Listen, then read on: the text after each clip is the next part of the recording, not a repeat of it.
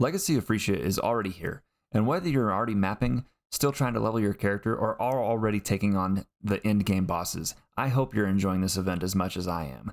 Come along with me for this Zero to Hero video series. I wanted to do these videos more like a journal update or a log, keeping updates on how my character progresses. What character am I playing? This is going to be a Molten Strike of the Zenith build, using Ancestral Commander as the Ascendancy choice for this character. I'm following a build from Connor, or One Mana Left, and I really hope you guys are enjoying these updates, because I'm really enjoying playing this character. And so come along with me, enjoy this video series, and also enjoy Path of Exile 1. Well, as you guys saw in the intro there, I am looking forward to doing a Zero to Hero build, and I wanted to bring you guys along for the journey.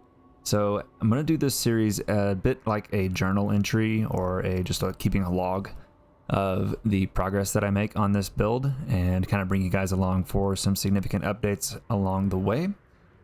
So I don't know how many videos this will be, but we're on the first one right now, and I wanted to give you guys a bit of an update. So far, we have made it to level 78 over here. We are an Ancestral Commander. Our end goal will be a Molten Strike of the Zenith build. I'm actually following Connor's build, so One Mana Left, if you are familiar with him over on Twitch.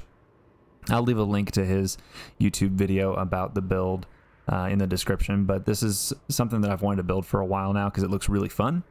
And I'll let him explain exactly the mechanics of it, but it's basically a Molten Strike build that is extremely tanky and has lots and lots and lots of DPS to go along with it. So it's really best designed for Deep Delve, T17 maps. It can take on bosses as well, but it's not like a strict bosser build. It's mostly a build that just will not die and can still take on pretty much all of the content in the game without any issue. So far we're only level 78, so we are definitely still in the leveling phase of the build. I am leveling as Sunder over here. So I'm leveling as Sunder to get me up to probably 85, level 85 or level 90, at which point I'll try and switch over to Molten Strike of the Zenith.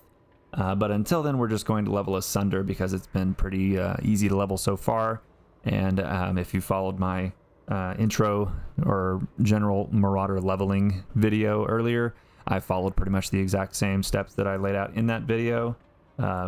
General tree pathing, picking up significant damage and or life nodes along the way.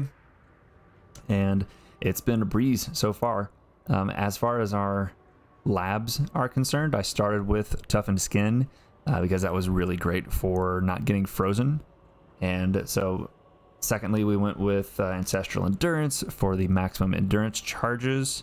Around that point, I also picked up this small cluster jewel, and the only thing that it does for me is Enduring Composure, which is just some really easy endurance charge gain every time I've been hit. So because of the +3 from Ancestral Commander and the +3 on the tree and the 3 that you get naturally, I'm at 9 endurance charges right now. And that, coupled with the Ancestral Defiance node, I feel very tanky. I haven't hardly died at all since picking up these two mechanics. And so it's a super strong build already. And, you know, I'm not really doing anything special other than just picking up some simple nodes along the way. Now, as far as progress is concerned on the Atlas, I'm very much still in the early phases. I just started mapping earlier today, and this video is coming out on Sunday, or maybe Monday. So this is kind of a weekend update, if you will.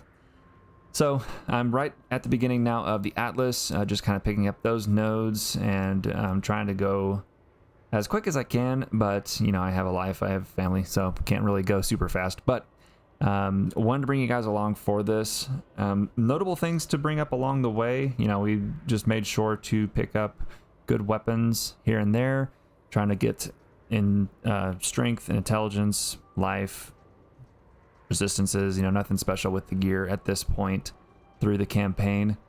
We do want to try and prioritize attack speed wherever we can, just because that's going to be helpful for us in the later stages of this build. To really help smooth out the feel of Molten Strike of the Zenith. But I'm just going to kind of mouse over the gear here so you can see it. And that's pretty much the basics of the build. We use Sunder, we use Blood Rage, we leap slam everywhere. The only auras that I have are Herald of Ash and Pride, and both of those, you know, work very well together. Our tooltip DPS right now, without being any buff, with no buffs up, is like 36,000, but with buffs up, I think it's like 50 or 60,000 damage, which is nothing, you know, amazing at all. But for this level of the game, it's not too bad. So I am going to start looking to shift into more strength-based items. So things like Iron Fortress, things like the sword mod that gives you damage per strength, etc., etc. So that's the general direction that we're going next with the build. And then at this stage, I'm still just kind of building up the foundational things. So the Atlas, my King's March, I'm still building that out and just getting those kind of things established and up and running. So I will come back later with a bit of an update after this point, and I'm hoping the next video we have already shifted into Zenith and we can actually start showing you what the build, at least in principle, is supposed to look like. And since then, or until then rather, I hope you guys are enjoying Legacy of Phrecia, and take care, and I'll see you in the next one.